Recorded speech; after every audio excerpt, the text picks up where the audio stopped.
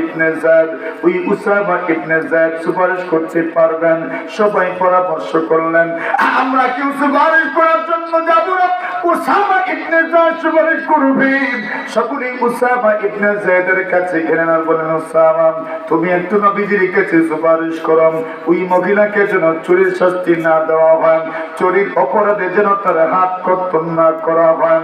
Osama ইবনে যায়েদ উনি তো বয়স কম, এত অভিজ্ঞ নয়, অভিজ্ঞ না থাকার কারণে উনিও সুপারিশ করলেন নবীজির কাছে।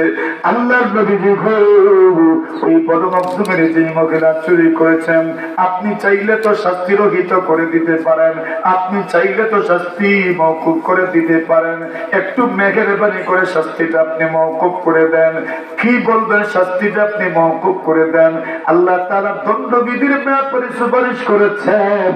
আল্লাহ রাসূল সাল্লাল্লাহু আলাইহি ওয়াসাল্লামের সাহাবায়ে কেরাম বলেন, ফাকাদিবা রাসূলুল্লাহ সাল্লাল্লাহু আলাইহি ওয়াসাল্লাম গাদাবান শাদীদান হাত্তা ইউরাফাল গাদাবু ফি ওয়াজহিহি। আল্লাহর নবী সাহাবায়ে কেরাম বলেন, নবী আকরাম সাল্লাল্লাহু আলাইহি ওয়াসাল্লাম প্রচন্ড রাগান্বিত হয়ে গেলেন। এই পরিমাণ রাগ করেছেন, রাসূল তো দেখতে এমনিতেই সুন্দর, এই দুনিয়াতে এত সুন্দর দ্বিতীয় কোন মানুষ ছিলেন না। জোরে বলেন ঠিক কিনা? এত সুন্দর মানুষ রাসূলুল্লাহ সাল্লাল্লাহু আলাইহি ওয়াসাল্লাম। সুন্দর মানুষটা যখন রাগ করেন তখন পুরোটা চেহারা আল্লাহ আল্লাহ হয়ে যায়। আল্লাহর হাবিব সাল্লাল্লাহু আলাইহি ওয়াসাল্লাম পুরোটা লাল হয়ে গেলেন।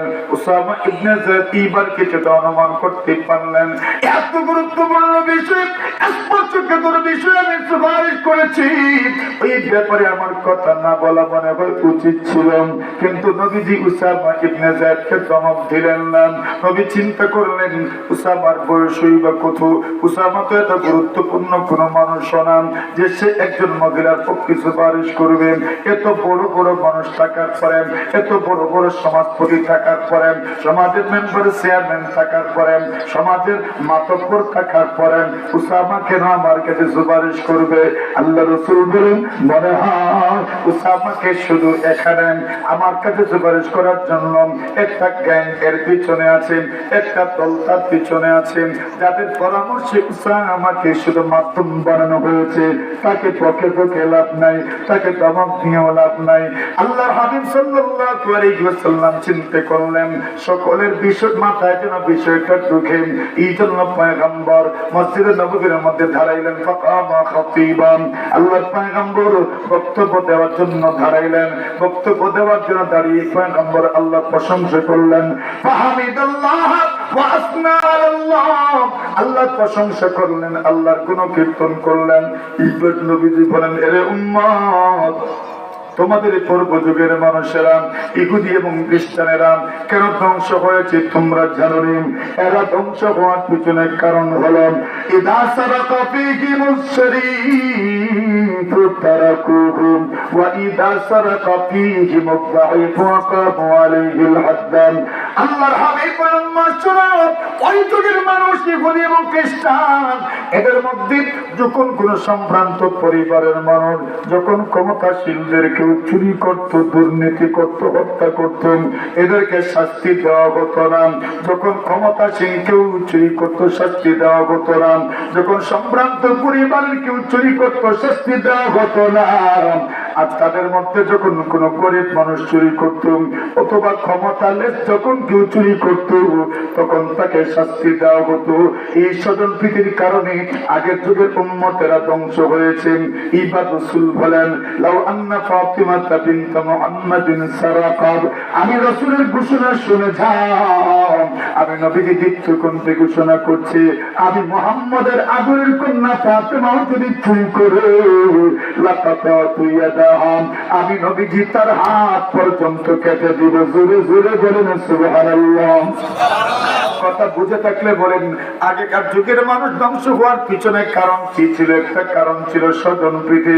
ওই স্বজন প্রীতি আমাদের মধ্যে আছে না নাই? বলেন, আমাদের মধ্যে আছে। নিজের সন্তান যদি অপরাধ করে, দেখবেন বাবার কলিজায় ধরে, অন্য কেউ যদি তারে বকা দেয়, কথা বলেন না? সমাজ সুন্দর হইব কেমনে? কিশোর গ্যাং যে তৈরি হচ্ছে, ওই কিশোর গ্যাংকে রুখবেন কেমনে? কিশোর গ্যাং বুঝেননি? কিশোর গ্যাং তো তৈরি হচ্ছে এখন। কিশোর গ্যাং যখন তৈরি হচ্ছে, একজন যুবক তৈরি হইল, এদেরকে রুখবে, এদেরকে থামাবে, এদের থেকে সমাজকে মুক্ত করবে, এদের কলুষতা থেকে সমাজকে মুক্ত করবে। একজন যুবক যখন তৈরি হইল, এরা যখন এদেরকে শাসন করে, এরা যখন এদেরকে টর্চার করে, এরা যখন এদেরকে খুব ভালো করে বোঝানোর চেষ্টা করে, সংশোধন করার চেষ্টা করে, তখন দেখবেন ওই কিশোর গ্যাংয়ের বাবা অভিভাবক যারা আছে, এরা বলে আমার ছেলে যেটা করবো তোমার কি?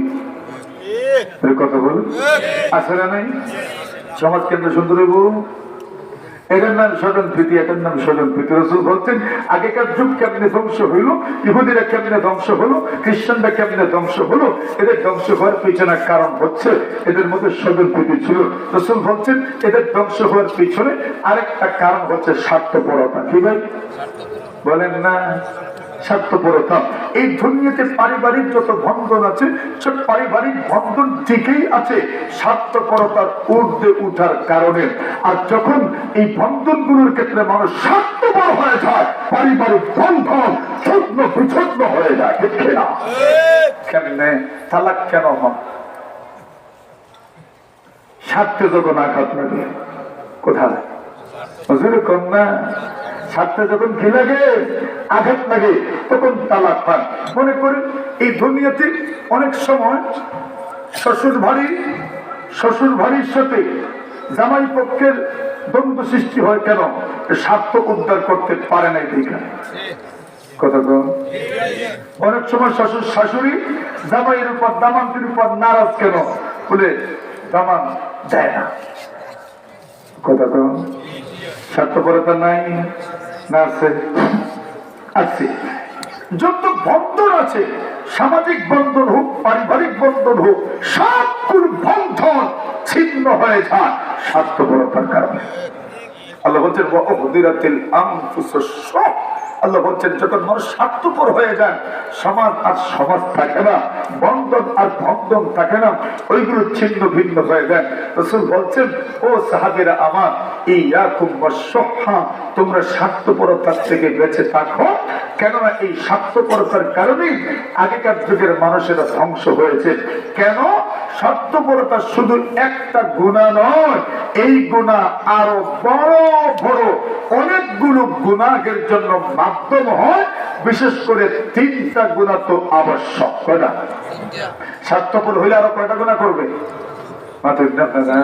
কষ্ট হইতেছে, চিন্তা ওয়াজ করতেছি তো, এটা আমি ওই রোগী, আমি আমাকে ওয়াজ করছি প্রথমে, এরপরে আপনাদেরকে ওয়াজ করছি। এই রোগ কার নাই? সবার মধ্যে এই রোগটা কিছু না কিছু আছে। স্বার্থপরতা বলছেন এই স্বার্থপরতার কারণে মানুষ আরো কয়টা গুনাহ করে? কোন কয়টা? অনেকগুলো তো করে। তোর মধ্যে বিশেষভাবে উল্লেখযোগ্য কয়টা? এই 3টা গুনাহ কেন করে? স্বার্থপরতার কারণে। স্বার্থপরতার অপরাধী হওয়ার কারণে ওই ব্যক্তি আরো কমপক্ষে কয়টা গুনাহ করে?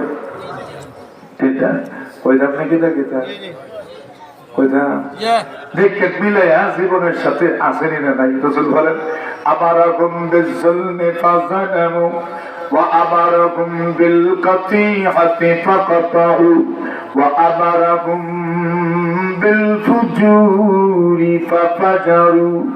আল্লাহ রাসূল বলেন এই স্বার্থপরতার কারণে পূর্বেকার যুগের মানুষ ধ্বংস হয়েছে। কেন? পূর্বেকার যুগের মানুষ এই স্বার্থপরতার কারণে আরো 3টা গুনাহ করেছে। 1 নম্বর গুনাহ হলো যারা স্বার্থপর হয়ে যায় এরা জালিম হয়ে যায়। কি হয়ে যায়? এরা কি হয়? জালিম হয়। যে ব্যক্তি স্বার্থপর হয় সে কি হয়? জালিম হয়। আর জুলুমের মতো কোনো অপরাধ হতে পারে না। আল্লাহ রাসূল বলছেন আয-যুলমু যুলুমাতুন ইয়াওমাল কিয়ামা, জুলুম এমন এক গুনাহ যেই গুনাহ দুনিয়াতেও অন্ধকার নিয়ে আসবে, পরকালেও শত অন্ধকার নিয়ে আসবে। হাদিস শরীফের মধ্যে পাওয়া যায় এই দুনিয়ার যত অপরাধ আছে প্রায় অপরাধের শাস্তি তো পরকালের জন্য বরাদ্দ, কিন্তু জুলুম নামক অপরাধের শাস্তি পরকালে তো আছে, দুনিয়াতেও পেয়ে যেতে হয়। দুনিয়াতেও পেয়ে যেতে জালিমরা কি শাস্তি পাচ্ছে না? পাচ্ছে না। ওয়ালা তারকানু ইলাল্লাযীনা যালামু ফাতামাসসাকুমুন নার।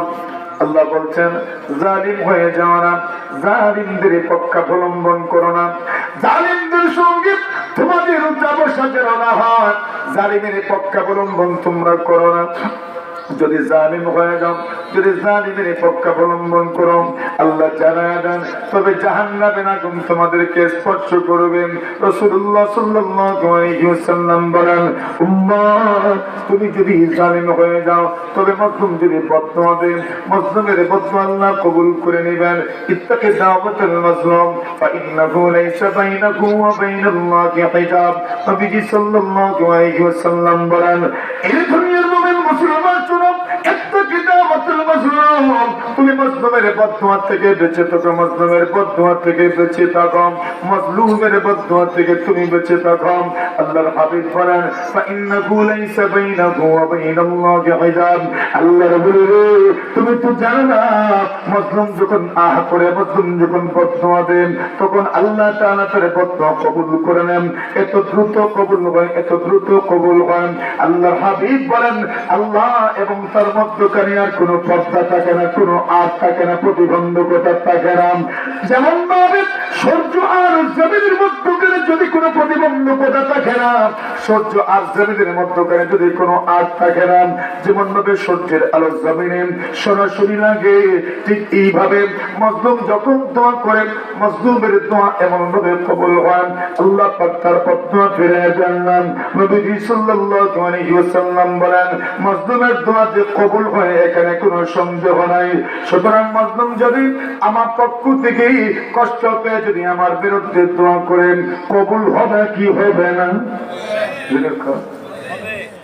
এই দুনিয়াতে আমি আপনি কত মানুষ যে কত মজলুমের বদদুয়ার অংশ একমাত্র আল্লাহই জানেন, ঠিক না? কিন্তু আমি তো জানি না যে আমি যে কত মজলুমের বদদুয়াতে, কত মজলুমের দোয়াতে আমাকে স্মরণ রাখে।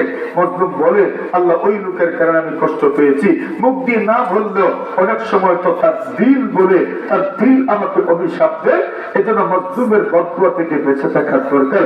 এই দুনিয়াতে কত ধরনের জুলুম যে আছে, নাউযুবিল্লাহি মিন যালিক, এই সব ধরনের জুলুম থেকে যদি আপনি বেঁচে থাকতে পারেন, আপনি যেই পর্যায়ে আছেন আপনার পর্যায় থেকে আপনি জালিম হইয়েন না। আপনি যে পর্যায়ে আছেন আপনার পর্যায় থেকে আপনি জালিম হইয়েন না। আমি যে পর্যায়ে আছি আমার পর্যায় থেকে আমি যেন জালিম না হয়, এইভাবে যদি জালিম হওয়ার থেকে বিরত থাকতে পারেন, পারবেন কোন সময় স্বার্থপরতা থেকে যখন আপনার অন্তর পুত পবিত্র হবে। আর না হয় আপনি জুলুম থেকে বাঁচতে পারবেন না। তাহলে স্বার্থপরতার কারণে একটা গুনাহ হয়, ওই গুনাহের নাম হলো জুলুম। কি নাম? জুলুম নাম, এই গুনাহের নাম হচ্ছে জুলুম। আল্লাহ বলছেন, আল্লাহ রাসূল সাল্লাল্লাহু আলাইহি ওয়াসাল্লামের যুগে আল্লাহ রাসূল যে রাসূল, এটা বেঈমান নাকি জানতো না? জানতো। এরা মনে প্রাণে বিশ্বাস করত। আল্লাহ বলছেন, ও রাসূল জাহাদু বিহা, এরা তো মুখ দিয়ে অস্বীকার করে, ওয়াস্তাইকানাতহা আনফুসুহুম, এদের দিল এই আয়াতগুলোকে, আপনার দলিলগুলোকে, প্রমাণগুলোকে সত্য বলে বিশ্বাস করে। কেন এরা আপনাকে রাসূল মানতে চায় না? যুলম ওয়া উলুওয়া, অযাচিত ভাবে অহংকার করার কারণে, দাম্ভিকতার কারণে আপনাকে রাসূল মানতে চায় না। এরা মনে করে যে এদের স্বার্থে আঘাত আসবে যদি আপনাকে তারা রাসূল মানে, যার কারণে এরা আপনার ব্যাপারে সুবিচার করতে পারে নাই, সুধারণা রাখতে পারে নাই, আপনার ব্যাপারটা সমাজের মানুষের সামনে সুন্দরভাবে উপস্থাপন করতে পারে নাই, আপনাকে মূল্যায়ন করতে পারে নাই। এটার নাম জুলুম, এটার নাম স্বার্থপরতা। কথা বলে ঠিক না হয়েছে?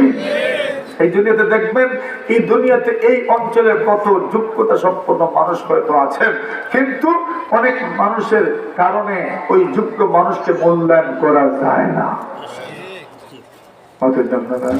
শুধু এই সমাজ নয়, সব সমাজে অনেক যোগ্যতা সম্পন্ন মানুষ থাকেন, কিন্তু অনেকের কারণে ওনাকে মূল্যায়ন করা যায় না। কেন? ওরা ওনাকে তার প্রাপ্য সম্মানটুকু দিতে চায় না। এটার নাম জুলুম। এটার নাম কি? জুলুম। আল্লাহ বলছেন রাসূল আপনার দিন এরা জানে সত্য, আপনার ধর্ম সত্য, এটাও তাদের জানা আছে, এরপরও তারা মানতে চায় না। কেন চায় না? জুলম ওয়া উলুওয়া, এরা নিজেদেরকে বড় মনে করে আর স্বার্থে আঘাত আসবে, এই জন্য আপনাকে মানতে চায় না। ওই স্বার্থে আঘাত লাগবে, স্বার্থে আঘাত লাগবে, স্বার্থে আঘাত লাগবে।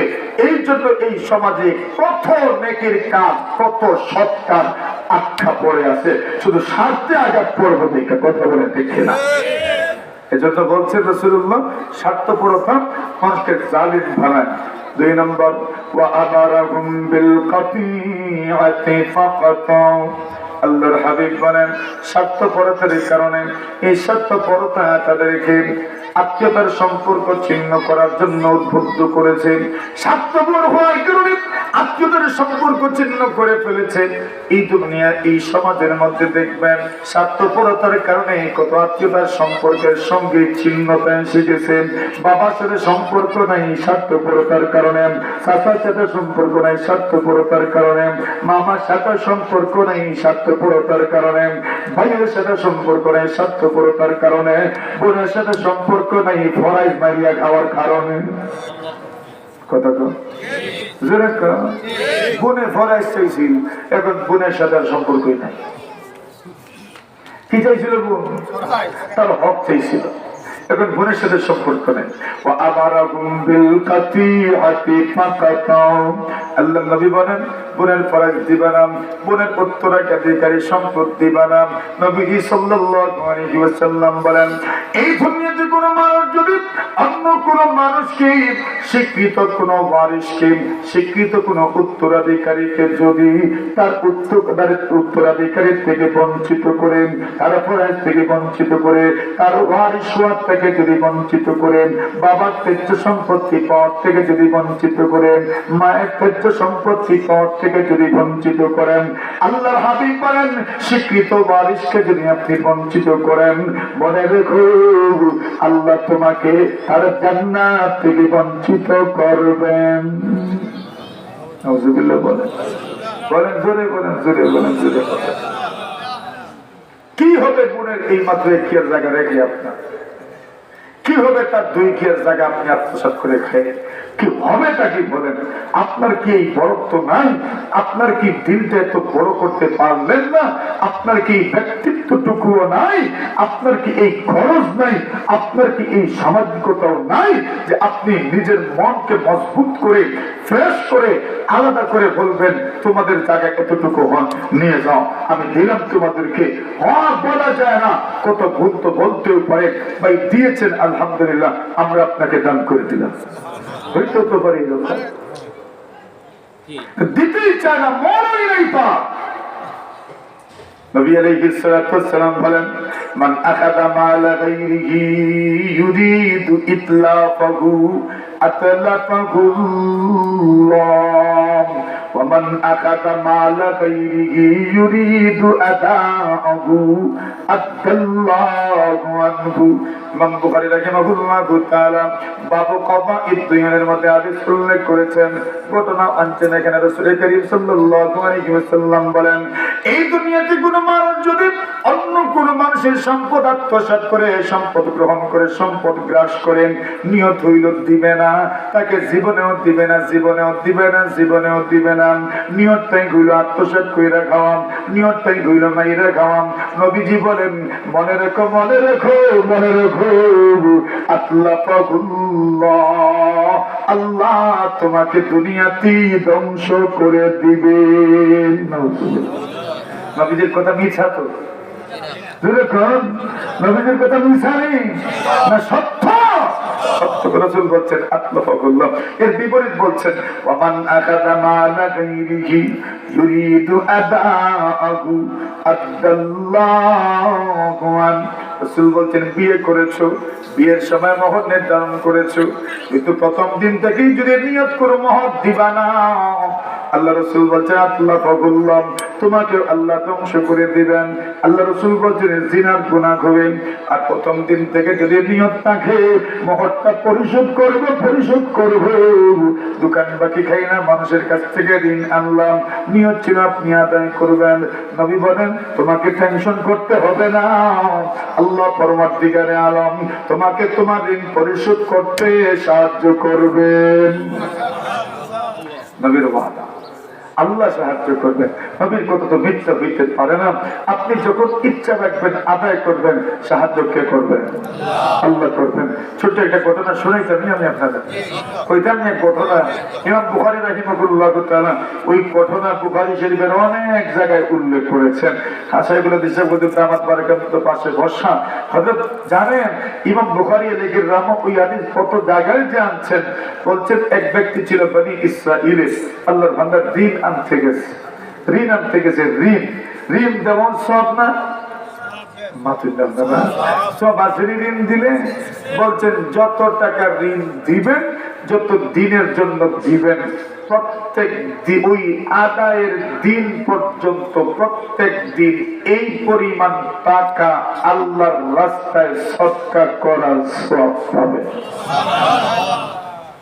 মনে করেন 1 লাখ দিয়েছেন, 1 মাসের জন্য দিয়েছেন, 1 মাস পর্যন্ত 1 লাখ টাকা প্রত্যেক দিন আল্লাহর রাস্তায় সদকা করার সওয়াব দেওয়া হবে। এখন সবাই যে 1 মাস পরে দিয়ে দিবে এমন তো না, সময় বর্ধিত করতে হতে পারে। সে আসতে পারে, বলতে পারে আমি মাযুর।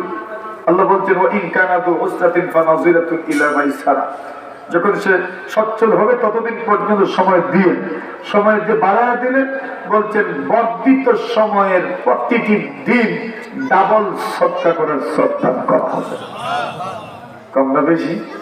হুজুর কোন কম না বেশি? নবী বলেন রাআইতু লাইলাতাল উসরিয়া বি মাকতুবুন আলা বাবিল জান্নাহ ইন্না সাদাকাতা বিআশরি আমসালিহা ওয়া ইন্নাল কারযা বি8 আনাস বলেন নবীজি বলেছেন আমি যখন মেরাজে গেলাম, মেরাজে যাওয়ার পরে আমি তো জান্নাত ভ্রমণ করেছি।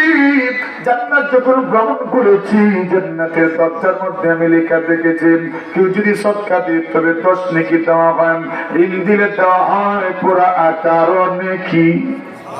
আর জোরে বলেন এর মধ্যে সব আছে। এখন ওই ব্যক্তি ঋণ আনতে গেছে, এখন নদীর এই পারে ঋণদাতা কেউ নাই, তার অ্যামাউন্ট অনেক বড়, এত বড় অ্যামাউন্ট ঋণ আনতে আল্লাহর বান্দা গেছে নদী পার হয়ে আরেক জায়গায়, জানে ওইখানে একজন আছে যে ঋণ দিবে। এখন ঋণের পরিমাণও 1000 দিনার। এটার এক্সচেঞ্জ যদি বর্তমান দুনিয়ার সাথে করেন তাহলে সব মিলে প্রায় 4 কোটি টাকা। কত দিবেন ঋণ? আমাদের 4 কোটি দিবে। হুজুর ভরে তো দিতেন না কেন? কি জানে কি হয়ে যায়। 4 কোটি টাকা ঋণ। সুবহানাল্লাহ। ব্যাংক 20,000 টাকা ঋণ দিলেও জায়গার কাগজ লাগে, ঠিক না বেটি? এখন এত টাকা ঋণ, 4 কোটি টাকা ঋণ। আল্লাহর বান্দা জিজ্ঞাসা করলেন তুমি যে আমার কাছে আসলা 4 কোটি টাকা ঋণ নেওয়ার জন্য, তুমি যে ঋণ নিবা সাক্ষী থাকবেন কে? সুবহানাল্লাহ। আল্লাহর বান্দা বলে আমি সাক্ষী কারে বানাইতাম? আল্লাহই সাক্ষী। সুবহানাল্লাহ বলে সাক্ষী কে? দুনিয়ার আদালতে এটা করে বাঁচতে পারবেন।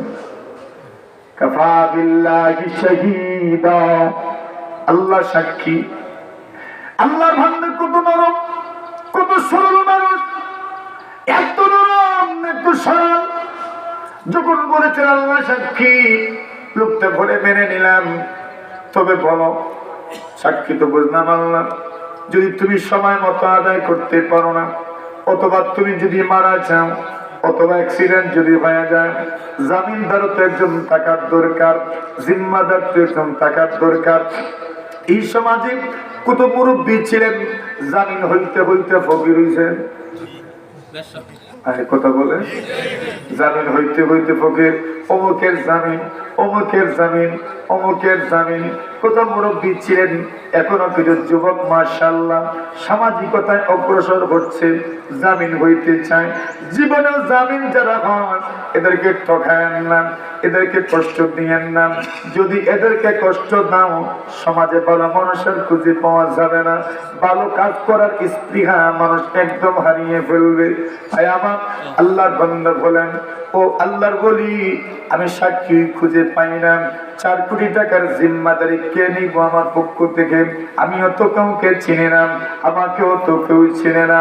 এত বড় অ্যামাউন্টের জিম্মাদারি কে নিবে, জামিন কে হবে? আল্লাহর বান্দা বলেন, আল্লাহকে যখন সাক্ষী মানলাম, আপনার সন্তুষ্টি যখন এই ব্যাপারে আমি পেলাম, তবে এই ব্যাপারে আর একটু সাহস করে আমি 4 কোটি টাকার ওই ঋণের জিম্মাদারও আমার আল্লাহকে বানায়া দিলাম। জিম্মাদারকে কাফা বিল্লাহি কাফিলা, আল্লাহই কাফিল, আল্লাহই জিম্মাদার। আল্লাহ বান্দা কত সরল দেখেন, কয় আলহামদুলিল্লাহ, বুঝছি আল্লাহ জিম্মাদার, তুমি না দিলে আল্লাহ দিবেন। সুবহানাল্লাহ, জোরে কয়। তুমি না দিলে কে দিবেন? আল্লাহ দিবেন। এখন একটা মেয়াদ নির্ধারিত হলো, একটা টাইম নির্ধারিত হলো, একটা সময় নির্ধারিত হলো যে ওই সময় আপনি ঋণ পরিশোধ করবেন, ওই সময় আপনি ঋণ আমাদের হাতে হস্তান্তর করবেন, ঋণ আদায় করবেন। আল্লাহর বান্দা ঋণ আনছে নদীর ইভার থেকে, না ইভার থেকে। এখন মনে রেখে নদীর ওই পার থেকে ঋণ আনতে গেছে। ওই যুগে তার নদীতে ব্রিজ ছিল না, আর নৌকাও যে খুব উন্নত নৌকা ছিল এমন হতো না, আর সবসময় যে নৌকা পাওয়া যেত এমন হতো না। এখন তোদের নৌকা ঘাটে খেয়ে গেছে, মাঝি আছে, ঘাট কেউ ইজারা নেই, এরা নৌকা একটার পর 2টা 3টা 4টা এরকম নৌকা রাখে, পারাপার করা যায়। আমাদের তো ঘরে ঘরে মাশাআল্লাহ নৌকা আছে, কিন্তু ওই যুগটা তো আর এমন ছিল না। আল্লাহর বান্দা দিন পরিশোধ যেদিন করবেন ওই তারিখে নদীর পাড়ে এসেছেন এবং 1000 দিনার সাথে করে নিয়ে এসেছেন, কিন্তু নদীর পাড়ে এসে দেখেন নদী পারাপারের কোনো ব্যবস্থা নেই। আল্লাহর বান্দা এখন চিন্তিত হয়ে পড়লেন, অপেক্ষা করতে থাকেন, আচ্ছা দেখি নৌকার ব্যবস্থা হয় কিনা, দেখি নৌকার ব্যবস্থা হয় কিনা, দেখি নৌকার ব্যবস্থা হয় কিনা। আস্তে আস্তে সন্ধ্যা হয়ে যাচ্ছে। আল্লাহর বান্দা মনে মনে ধারণা করেন, রে আমি আল্লাহকে সাক্ষী মেনেছি, আল্লাহকে জামিনদার মেনেছি, এখন আমার কারণে আমার আল্লাহর ইজ্জত, আমার কারণে আমার আল্লাহর হুরমত, আমার কারণে আমার আল্লাহর আজমত, আমার কারণে আমার আল্লাহর শরাফত কারামত, এগুলোতে কোনো আঁচ আসবে, স্পট আসবে, এটা তো আমি সহ্য করতে পারি না, কিন্তু আমি পারও তো হতে পারছি না। আল্লাহর বান্দা ঘাপতি আছে, ঘাপতি আছে, ঘাপতি আছে। ওইদিকে ঋণদাতা আল্লাহর বান্দা নদীর ওই পারে এসেছেন ঋণ উসুল করার জন্য। উনি সকাল থেকে সন্ধ্যা পর্যন্ত অপেক্ষা করেন, কিরে লোকটা আমাকে বলে গেল আসবে, কিরে লোকটা আমাকে বলে গেল আসবে, কিরে লোকটা আমাকে বলে গেল আসবে, কিন্তু এখন পর্যন্ত লোকটা আসে না, এখন পর্যন্ত লোকটা আসলো না। অথচ আল্লাহকে সাক্ষী মানলো, আল্লাহকে জামিনদার মানলো, এত কিছু করার পরেও লোকটা এত বড় ধোঁকা দিতে পারবে, এটা তো আমি কল্পনাও করতে পারি না। আল্লাহর বান্দা এদিকে এক চিন্তা করেন, উনি ওই দিকে আরেক চিন্তা করেন।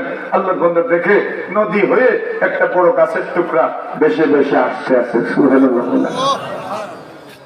আল্লাহর বান্দা মনে মনে ভাবে, নদীর গাছের টুকরা তো সব সময় পাওয়া যায়। অনেক মানুষ বন্যার সময় নদীতে লাকড়ি ধরে কাঠ ওঠায়, গড়ের চুলার লাকড়ির ব্যবস্থা হয়ে যায়। আল্লাহর বান্দা বলেন, আমি ওই গাছের টুকরাটি থামাইলাম, আমি ওই গাছের টুকরার ভিতরে পর্বত থেকে ছিদ্র ছিল, কতবার নতুন করে আমি ছিদ্র করলাম, ওই গাছের টুকরার ভিতরে আমি 1000 দিনারের ব্যাগটা ঢুকা দিলাম।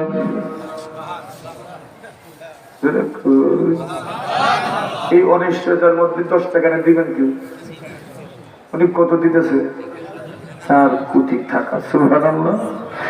4 কোটি টাকার ব্যাগ লাকড়ির টুকরার ভিতরে ঢুকা দিয়েছি এবং সাথে সাথে একটা কাগজ লিখেছি। আল্লাহ বলে, গো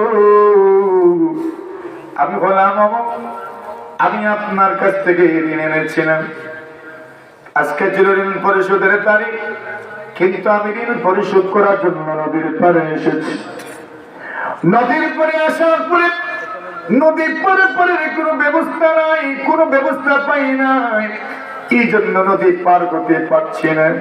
আল্লাহর বলি গো, আমি আল্লাহকে জামিনদার মেনেছিলাম। আমি ওই গাছের টুকরার ভিতরে 1000 দিনারের তরিটা ঢুকাইয়া দিলাম। যদি আপনার হস্তগত হয় তবে মনে করিয়েন আমি যে আল্লাহকে জামিনদারে মেনেছিলাম ওই আল্লাহ তার জিম্মাদারি আদায় করেছেন। জোরে বলেন, জোরে বলেন। আমি জামিনদার কেন মানছি? আল্লাহ আমার পক্ষ থেকে তার জামিনদারি জিম্মাদারি আদায় করেছেন।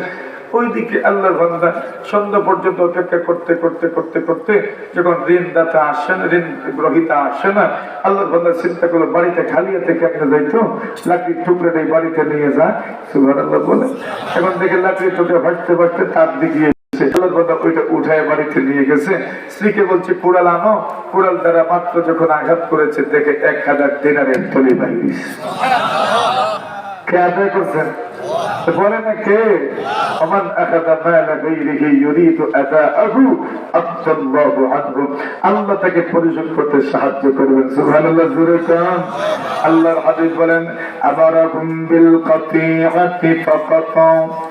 যখন মানুষ স্বার্থপর হয়ে যায়, আত্মীয়তার সম্পর্ক ছিন্ন হয়ে যায়, বন্ধুত্ব ছিন্ন হয়ে যায় শুধু স্বার্থপরতার কারণে। ঠিক না ঠিক? কত বন্ধুত্ব, কত গভীর বন্ধুত্ব একটা কথার কারণে, স্বার্থপরতার কারণে বন্ধুত্ব, ক্লোজ বন্ধু, একদম জিগরি বন্ধু, জিগরি দুস্থের সাথে আর দুস্থি থাকে না। কিসের কারণে? স্বার্থপরতার কারণে। কত বন্ধুত্ব ছিল, খুব মজবুত বন্ধুত্ব, এখন আর ওই বন্ধুত্ব নাই। কেন নাই? বলে বন্ধুকে আমি ভেবেছিলাম মনে হয় একদম নিঃস্বার্থ, কিন্তু দেখছি স্বার্থ ছাড়া একটা ভাড়াও দেয় না। আছে না নাই? স্বার্থপরতা আত্মীয়তার সম্পর্ক ছিন্ন করে, স্বার্থপরতা বন্ধুত্বকে একদম শেষ করে দেয়। 3 নম্বর বলছেন ও আমারাহুম বিল ফুজুরি ফাজারু। স্বার্থপর যখন মানুষ হয়ে যায়, মানুষের স্বার্থপরতা তাদেরকে মিথ্যা বলতে উদ্বুদ্ধ করে। যারা স্বার্থপর হয় এরা কদমে কদমে মিথ্যা কথা বলে। কথা কোন ঠিক না? স্বার্থপর হয়ে এরা কি বলে? মিথ্যা কথা বলে, নিজের স্বার্থ উদ্ধার করার জন্য শুধু মিথ্যা বলতেই থাকে, মিথ্যা বলতেই থাকে, মিথ্যা বলতেই থাকে। স্বার্থপরতা এত বড় বড় 3টা গুনাহের প্রতি মানুষকে নিয়ে যায়। এটা হলো একটা, যেই 3 জিনিস মানুষকে ধ্বংস করে। 3 জিনিসের একটা হলো স্বার্থপরতা। এটা আমাদের মধ্যে থাকতো, থাকতো না? দূর হইতো, দূর হইতো। কেমনে দূর হবে বলছেন এর পরের আলোচনায় বুঝবেন কেমনে দূর হবে। 2 নম্বর যেই জিনিস মানুষকে ধ্বংস করে, এটা 2 নম্বর হইল মানুষ যখন প্রত্যেকের পূজারী হয়ে যাবে, নফসের পূজারী হয়ে যাবে, মন যা বলে তা করে মনের পূজারী হয়ে যাবে, নিজের নফসের পূজারী হয়ে যাবে। মানুষের নফস, মানুষের মন, মানুষের প্রবৃত্তি মানুষকে ভালো কাজের আদেশ করে না, শুধু খারাপ কাজের আদেশ করে। অনেক মানুষ বাজারে যায়, কেন আসছেন? বলে মন চাইছে। খারাপ কাজে যায়, কেন করেছেন? আমার মন চেয়েছে। মন চাইলেই মানুষ কাজ করে। মন মানুষকে খারাপ কাজের দিকে সব সময় দেখে।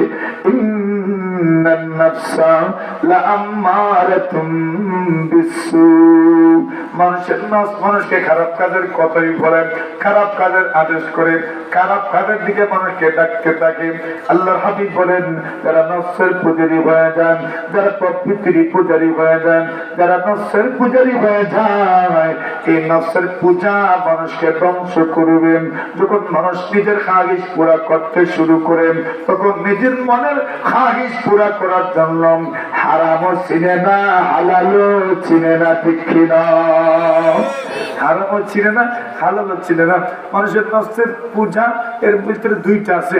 একটা হলো শাহওয়াতুল বাতন, পেটের মাইজ ভান্ডার আপনার ঠিক রাখা, আর একটা হলো শাহওয়াতুল ফরজ, লজ্জাস্থানকে খুশি করা। মানে এই লোকটা হারাম জায়গায় যৌন চার করবে, এটা হচ্ছে তার একটা খারাপ দিক। যে মানুষগুলো দেখবেন, একটা কথা বলি, ওই কথা খুব ভালো করে একবার চিন্তা করিয়ে, যদি আমরা কয়েক ঘন্টা ছেড়ে দেই, তাহলে পুরো একটা দিন যদি কেউ চায়, তাহলে সে তার পেট ভরার চিন্তা আর হারাম যৌনাচারের চিন্তাই সে সারাটা দিন অতিবাহিত করতে পারবে। ভুল বলি নাই তো? বাস্তবতা কিন্তু এমনই। এখন বলেন, যে ব্যক্তি তার নফসের পূজারী হয়ে গেল, যে ব্যক্তি তার প্রবৃত্তির পূজারী হয়ে গেল, যেই ব্যক্তি তার নফস যা বলে তাই করে, তো এই লোকের তো পুরোটা দিনই চলে যাবে শুধু খাওয়ান দাওয়ানে, আর পুরোটা দিনই তার চলে যাবে শুধু খারাপ চিন্তা ভাবনা। কথা বলেন ঠিক না বেটি? যেই লোকটা খারাপ চিন্তা ভাবনা করবে, যেই লোকটা পুরোটা দিন তার পেটকে ঠিক করার জন্য এই ধান্দায় থাকবে, এই লোক আর কিছু হোক না হোক দুনিয়াতে আর পরকালে সফল হতে পারে না। কথা বলেন ঠিক না? এটা তাকে ধ্বংস করবেই করবে। আল্লাহ রাসূল বলছেন ওয়া হাওয়া মুত্তাবা।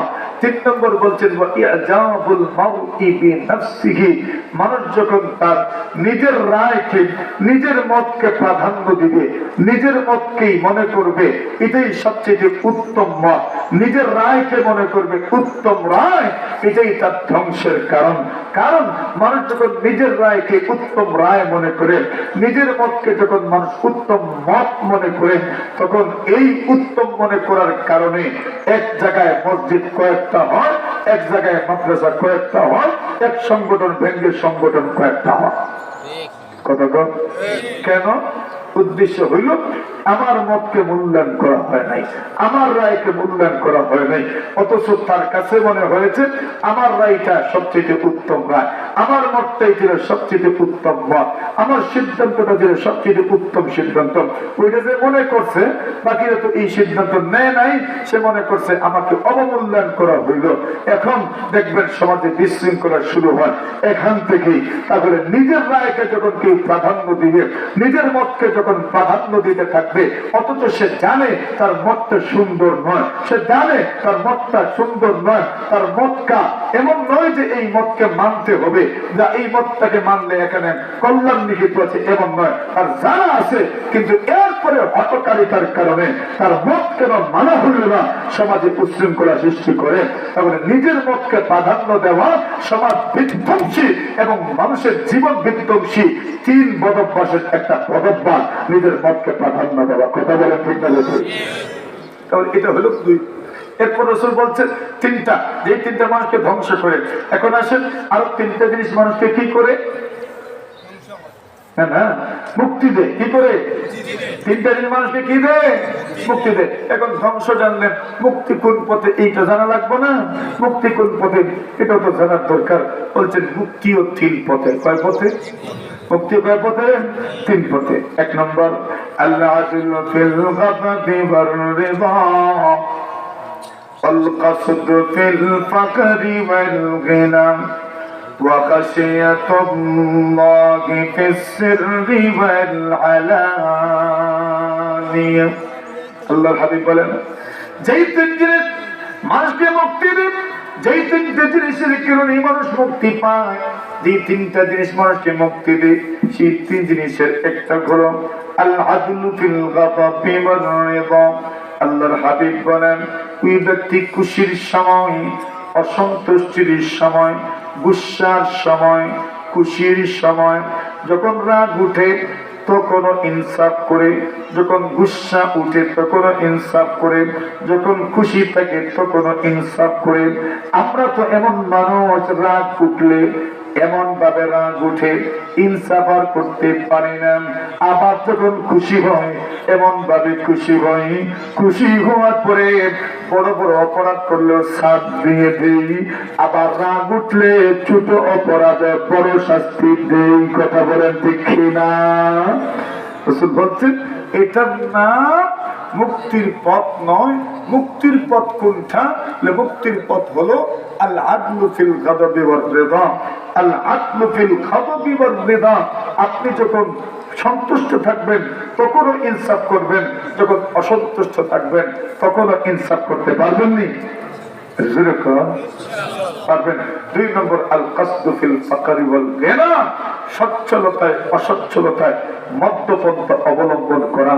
3 নম্বর হচ্ছে খাশিয়াতুল্লাহি ফিস সিররি ওয়াল আলানিয়া। গোপনে, দৃশ্যমান অবস্থায়, অদৃশ্যমান অবস্থায় আল্লাহকে ভয় করা। পারবেন নি? এই 3টা যদি থাকে বাঁচবেন, আগের তিনটা যদি থাকে ধ্বংস হবেন। সফলতার পথ, ব্যর্থতার পথ ক্লিয়ার হয়েছে নি? আল্লাহ আমাদেরকে আমলের তৌফিক দান করুন, বলেন আমিন। ওয়া আখিরু দাওয়ানা আনিল হামদুলিল্লাহি রাব্বিল আলামিন। আসসালামু আলাইকুম ওয়া রাহমাতুল্লাহি ওয়া বারাকাতুহু। আলহামদুলিল্লাহ الحمد لله الذي هدانا لهذا وما كنا لنهتدي لولا أن هدانا الله. اللهم صل على محمد وعلى آل محمد كلما ذكره الذاكرون وكلما غفل عن ذكره الغافلون يا أرحم الراحمين. أي الله আমরা জীবনের तमाम গুনাহ খাতারে মাফ ফরমাও, আমরার মুরব্বী হলরে মাফ ফরমাও, আমরার যুবক হলরে মাফ ফরমাও, আমরার মহিলা হলরে মাফ ফরমাও, আমরা ছোট ভাইয়েন তোরে মাফ ফরমাও। রব্বুল আলামিন আল্লাহ এই মাদ্রাসারে কবুল মনজুর ফরমাও। মাদ্রাসার শুরু থেকে আজ পর্যন্ত যত মানুষের সদকা খয়রাত করছে মায়া করে করে কবর বসাইছেন, আল্লাহ প্রত্যেকের কবরে জান্নাতের বাগান বানাও। রব্বুল আলামিন আল্লাহ জানি না আমরা খারমা নাই বাবা নাই, আল্লাহ আমার আম্মা আব্বার কবর খানায় করে জান্নাতের বাগান বানাও। আয় আল্লাহ আমার আম্মা আব্বা যারা হায়াতে আছেন সকল হায়াত রিজিক ও রুজির মাঝে বরকত ইনায়াত ফরমাও। ওগো মালিক আল্লাহ আমরা প্রবাসী হলরে আপনি রহম ফরমাও, দয়া ফরমাও। এর হায়াত রিজিক ও রুজির মাঝে বরকত ইনায়াত ফরমাও। আয় রব্বুল আলামিন আল্লাহ আমরা খেয়ে আপনি অভাবী রাখিও না আল্লাহ, প্রত্যেকের জীবন থেকে অভাব অনটনদের দূর করে দেও, সচ্ছল বানাই দেও, স্বাবলম্বী বানাই দেও। সাল্লাল্লাহু তাআলা আলা খাইরি খালকিহি মুহাম্মাদিন ওয়া আলিহি ওয়া সাহবিহি আজমাইন। আমিন আমিন বিরহমাতিকা ইয়া আরহামার রাহিমিন। মমতাজউদ্দিন পরদেশী, মমতাজউদ্দিন।